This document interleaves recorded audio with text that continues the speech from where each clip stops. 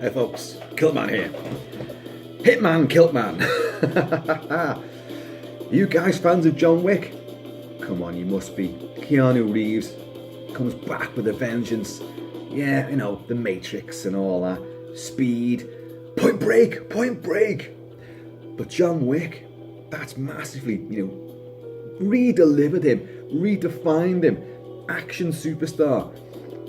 Kind of like the trademark, the dark suit, the white shirt, the dark tie, and yet you can run through plate glass windows, you can dive over the bonnets of cars, you can ride motorbikes, shoot guns, go into waterfalls and fountains, and just, and it's pure action man heroics. I'm sure you guys are aware of John Wick, then John Wick Chapter 2, he plays John Wick, a guy who's lost his wife, but he actually is a hitman. Not just any old hitman, he's one of the best. And this is a world in which it seems like almost everybody in this world is a hitman or hitwoman. And you've got certain places like the Continental Hotel, which is ubiquitous to like all different cities around the world, and that's where all these assassins can go and get their heads down, have a little tete-a-tete over a cocktail, a cheeky Vimto, and talk about, their daily grind. But no, you can't kill another assassin. No business must be conducted upon, the property, the grounds of the Continental Hotel. And the one in New York is run by McShane. And of course, at the end of John Wick Chapter 2, John Wick goes and kills somebody on the grounds of the Continental. Ian McShane's kind of like, John, you're one of the best, but don't do this, John, you've got about 30 seconds to get out of here, and then pretty much everybody in the world is going to be coming after you, because there's now a $14 million price on your head. So ended John Wick Chapter 2. And so now John Wick Chapter 3, subtitled Parabellum, or Parabellum, however you want to pronounce it, comes out May 17th this year, 2019. And oh my god, it's trailer dropped, and Jesus Christ, it looks absolutely amazing. Gotta remember, the director, what's his name? Chad Stahelski. I had to look then. Chad Stahelski, who did the first two movies. Okay, look, these films are not going to win awards for like their screenplay, their performances. They are urban action movies, modern day action movies, and taking a lot of impetus and influence from the Hong Kong style of filmmaking. So they're bullet ballets. It is just non-stop, hyperkinetic, full, all out choreography, amazing one-take shots, body count stratospheric. And the thing I love about John Wick is that, as John Polito says in the great Coen Brothers movie, Miller's Crossing, something I teach all my boys, always put one in the brain. Because every time John Wick kills someone, remember the big nightclub shootout in John Wick, the first one? He is fighting guys left, right and centre. He's pistol whipping them, elbowing that one, shooting that guy there, cartwheeling over someone's head, breaking their neck with his legs in a grip. But he won't forget to put a bullet in the head of each single person that he takes down, just to make sure that this fucker's not going to get up again and sneak up behind him. So he lost his wife, he gets his car nicked, and they kill his puppy dog in the first movie. He regains a dog in the second movie. Looking at the trailer for this one, he meets Halle Berry. Halle Berry looking fabulous as well. And it appears, even though he's still got his dog, she's got two German Shepherds, which you see him in action going for somebody. And I've got a husky. The husky who was sat right there a minute ago, but then the minute I started recording, she fucked off, as is usual. And I've always had German Shepherds, and if I can't have a wolf, I want the next best thing. And, huskies, they're not too far behind, and they're awesome. But German Shepherds, they are. There's something about those noble beasts.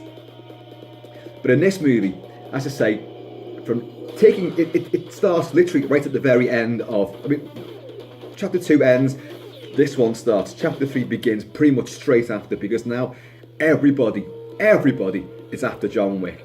They all want a bit of that $14 million. You've got this great currency, these Hitman gold coins, and that gold coin it can buy you a drink, it can buy you a suit which has like Kevlar sewn into it, so it's sort of bulletproof as well. Are we dressing casual or stealth? It's awesome stuff. The car stunts, in the second film, the car stunts went through the roof. And how many times did Keanu Reeves get hit by a car in that? John Wick, his legs must have been shattered. He goes over the bonnet a couple of times, and then still gets up, managed to kick shit out of someone with the same leg that just got done in. It's that kind of film, folks, yeah. He does get injured, and the bloodletting and the violence is just through the roof. Pure testosterone, but it's comic book stuff. This whole sort of hidden universe, this hidden world of assassins. Cops don't figure in this at all. In the first movie, you've had some cops who turned up after a big mad shootout at Keanu's fantastic residence, which gets blown to fucking back in Chapter 2. So it is no more, basically. And the cops turn up after this big shootout, and they just say, "All right, Mr. Wick, bit of trouble? Nothing I can't handle. It's all right, boys. How's the wife and kids?" "Oh, they're doing fine, Mr. Wick." In other words, look, the cops ain't gonna have any involvement in whatever these guys get up to. And once you got into that sort of mindset, that this is not a realistic film, these stories they might be told in nightclubs and on city streets, the things that you're all familiar with, subways, trains, hotels, streets and staircases, but it doesn't really matter. It may as well be a fantasy land, because the real world and real rules and politics do not apply. And so what? If this is pure escapism, and Reeves is absolutely tremendous. He owns this role. It's almost like he's been waiting 50 years for this character to come along. Forget Neo, forget all that bullshit. Matrix 1, fantastic. And of course, he's re-teamed with Laurence Fishbourne in Morpheus from the Matrix movies, in John Wick Chapter 2, and he's in this as well. Ian McShane's back in it. You've got Jerome Flynn as well from Game of Thrones. Jerome Flynn's in it, yes. And from Ripper Street, get in there. I don't know who he's playing, but he's in it. And you've got a lot of other martial arts stars in there too, because it isn't just bullet ballets, and gun fu. There's tons and tons of actual proper bone-breaking fist fights, lots of martial arts takedowns, and you get some guys who are highly skilled. And you've got in this, come on, wait for it, Mark Dacascos. Yes! Crying Freeman. Brotherhood of the Wolf, Mark Dacascos. Get in there. Fucking awesome. Cannot wait. He won't be a good guy in this. In fact, I'm pretty certain from the trailer, he's not a good guy, and I think his head's actually completely shaven. By the way, Parabellum, has two meanings. As this film is quite keen to tell you during the trailer, if you want peace, prepare for war. Parabellum is Latin for if you want peace, prepare for war, or thereabouts. Parabellum is also the name for a 9mm round, because of the way it's rifled, the way that it's going to travel through the air. A Parabellum bullet. So the two things tie in quite clearly and quite beautifully into what's going to be a truly gung-ho macho action fest of just unbelievable intensity. And there probably won't be one after this. Keanu Reeves has said he doesn't really want another movie to come after the 3 chapters. They never expected a Chapter 2. John Wick 1 was an unbelievable big success. They didn't expect it to be quite as popular as it turned out to be, but it's got a huge fan base. It became a cult movie, and a very popular movie, not just a cult movie, but commercially very successful. And the critics loved it too, because it just told such a pared down, straight to the marrow of the bone sort of story. It's not dressed up at all. We don't need convoluted characters. We don't need massive, emotional backstories. It's told in little tiny brushstrokes. Lost my wife, I'm mourning for her, I'm in retirement, I'm not coming back to do any more jobs. And indeed, he doesn't come back to do any more jobs, because he's forced back into it because these twats steal his car and kill his dog. So he's only out of emotional revenge does he actually come back and start, go back into the field. But my God, does he go back into the field? There's this guy, every bit of firepower he can get hold of, he will do, and he will use fists, feet, flamethrowers. Actually, I think I made that up. I don't think he has used a flamethrower yet. But there's always scope for it in chapter 3. There's even a bit, you've got like these, like, it looks like ninjas or Yakuza on motorbikes, bombing it after him. And they're on motorbikes and they've got samurai swords, they've got katanas. And it looks like there's a bit where he actually gets a katana off one of these and takes somebody else. You even see him on horseback in his suit, riding down a bridge. And there's a guy on a bike there. And you see him, he smashes the guy's head down and then shoots him in the head. This guy's on a motorbike. Get in there. I love this kind of shit, And it gives people like me, because this year, oh yeah, Kilt-Man will reach his half century. Yes, half century of love, life and action in this world. Gonna be 50. Yeah. But the likes of Stallone at 72 doing Rambo 5. Come on now. You've got Arnie, he's doing the next Terminator. Please God, do King Conan or Commando 2. You can still do it. Kurt Russell looks amazing. Bring him back for another Snake Plissken movie. He can do it. He can easily do it. And you've got Keanu Reeves. You've got Halle Berry. Halle Berry's got about 54, 55. Looking spectacular. Age now means nothing. Nothing, I tell you. If you want to be an action hero, fucking be an action hero. Age doesn't come into it at all. It's just experience. But yeah, John Wick Chapter 3. Behind you, you can hear bits of the soundtrack for John Wick Chapter 2, which is Tyler Bates. Now, Tyler Bates isn't the greatest of film scorers. In fact, he's got himself in a bit of hot water. His 300 score, he ripped off horribly from Titus, and that's kind of unforgivable. My favourite track he ripped off entirely. But, the scores for John Wick's Chapters 1 and 2 they're serviceable. They're kind of cool. They've got that coolness, that nightclub sort of vibe. It's modern. And there's a couple of good songs, especially in the first one. Think, during the nightclub sequence, that plays out brilliantly while he's doing it. It's fantastic.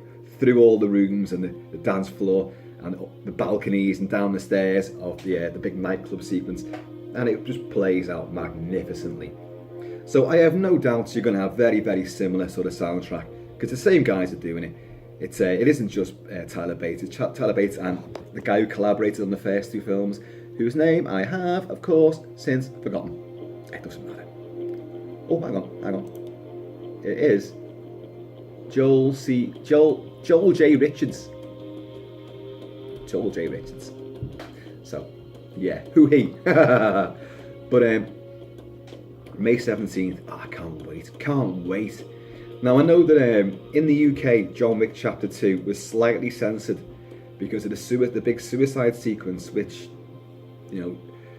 John Wick is forced to watch. And it's a very beautiful arty-farty scene of this girl picturesquely slicing her wrists open in this gorgeous pool and fountain in the back of this huge sort of nightclub stadium thing.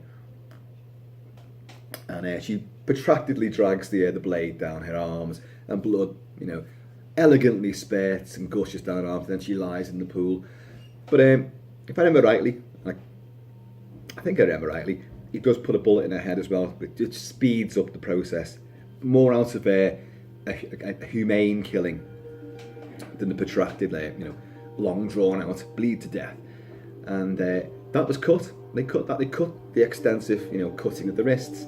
In a film which is stratospheric with violence, there's blades going in, there's heads and brains being blown out, kneecaps are done in, it's relentlessly, grungy and, if either, whatever you haven't seen, you watch a second time and you wince even more because there's just so much carnage taking place in it. But they cut that scene. And I think the reasons were it's showing people how to commit suicide. Oh, fuck off. Someone wants to commit suicide. They're going to commit suicide. You know, just because it's in a film isn't going to inspire them. Ah, it's bullshit. But I'm kind of hoping that they don't screw around with this one. The BBFC in this country, the British Board of Film Classification, are undergoing a bit of a revamp. Their classification is going to be changing. It's certainly going to come down hard on the likes of sexual violence and rape, understandably. So what would be things that might have got into a 12 certificate film in this country, which would be a PG-13 in the States, but a 12 certificate here, will now not make it into a 12. That's fine. That's fine. The problem you get with that is that the film is then going to, the distributors are then going to go, be offered, well, do you want to cut that sequence out to get a 12 certificate? You get a 12 certificate, you get more asses on seats, you get more money. And they're going to go, 9 times out of 10, yeah, we'll cut it down. So we're going back to the 80s where we had a big sanitisation, a big purge of violence in movies in this country. And you're going to get that as a ripple effect. I hope not. I sincerely hope not. But, you know, this is historical. It's happened before. I have no reason to doubt it'll happen again. And so you get films that would have been like a 15 uncut, but to get more asses on seats, they'll drop it down to a 12 and cut certain sequences. Damn it. And then because they'll deem that as a success, they'll then bleed it into more violence. So not just sexual violence, but, you know, the gunplay and, you know, the revenge stuff. And, you know, horror movies are going to suffer as well. We've just had, you know, Halloween 2018, and that was a surprisingly violent movie for what was, you know, a franchise add-on, really. I mean, the head stomping in that was was quite brutal beyond belief, but well deserved, because the bastard who got his head stomped actually derailed the movie for me. Derailed, I tell you. So, you know, he got what he deserved, the bastard. And the writers should have got that too. Should have. Massive fan of Michael Myers. And I think they dropped the ball with 2018's Halloween, which I did enjoy. Don't get me wrong, I did enjoy, but it wasn't the film it should have been, and it certainly didn't deserve the critical and you know massive commercial success that it had. It didn't deserve it. Come on, what are you guys thinking? You know, you've watched the original. This isn't a patch. Even Halloween 2's far better than this. But hey, you know, it is what it is. But going on to franchises, John Wick, awesome. John Wick Chapter 2, incredibly awesome. John Wick Chapter 3, looking at that trailer, holy Toledo. You wonder where they're going to go, how far they can take these action set pieces to make them even more exciting than what you've seen before. Well, judging by that trailer, they've done so. Brilliant stuff. Keanu Reeves, man, you're rocking it. You really are rocking it. I've said before and I'll say it again, I hate it when people go, I'm stoked for this one. I'm so stoked. But you know what? I'm so stoked for this one. John Wick, Chapter 3, Parabellum. Get in there. And you can get those little with Hitman dollars. Gold coins, not dollars, those gold coins. You can get them, movie props. And I think I might get a couple, you know? And see if I can, you know, control the underworld. Just walk in. You know, thing is, I won't wear a suit. Might have to be in tartan, you know, Kevlar lined tartan kilt. Yeah. So my shins will be exposed though. Could be a problem there. Anyway. John Wick, Chapter 3, Parabellum. What do you guys think? Are you looking forward to that? Have you enjoyed the first two films? Do you agree that Keanu Reeves has finally found his absolute niche as a kick-ass, urban macho, you know, modern-day gunfighter? And he owns it. He owns it. So come on, I want to know what you think. Please, get on board for John Wick Chapter 3. Let's do this thing. So, in the meantime, folks, be safe out there, especially if there's a $14 million bounty on your head and everybody around you is an assassin. Keep your dog close. Get a horse. Carry a samurai sword. Wear one of those tactical suits. And get out of town real quick. Anyway, folks, keep it Celtic, keep it Kiltic. Please tell your friends to like, share and subscribe. and let's get the Kilt-Man army on the move. Come on, guys, let's do this thing. In the meantime, I'm going to see y'all later.